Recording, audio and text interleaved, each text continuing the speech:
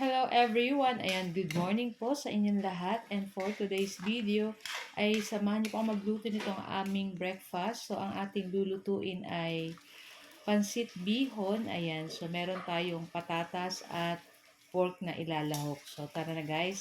At samahan niyo po ako magluto and enjoy watching po. So, ayan na nga. Itong ating niluto guys ay isa to sa mga niluluto ng aming lola sa Quezon Province sa Tayabas. Ayan.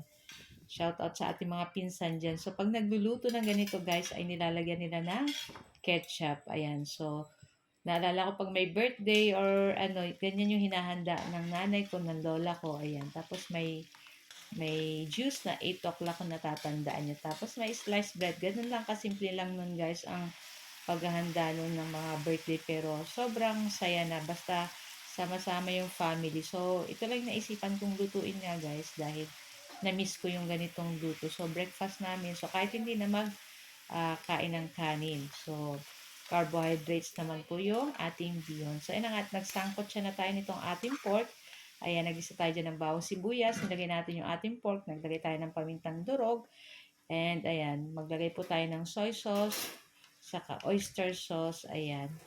Tapos, lulutuin lang po natin dyan yung ating pork. Ayan, sangkotsahin po natin. Ayan, naku, napakasarap po nito. Kaya itry nyo po, lalo na pag may ketchup. Parang pag sa una akala nyo weird.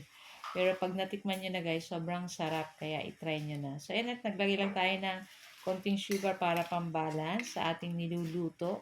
Ayan, halu-haluin po uli natin at ilagay na natin dyan yung ating patatas. So, gumamit lang po ako ng 2 pirasong patatas at pig cubes ko lang guys. So, sa kabila, nagluluto kami dyan ng fried rice. Ayan, kasi may baho na natira. Sayang naman.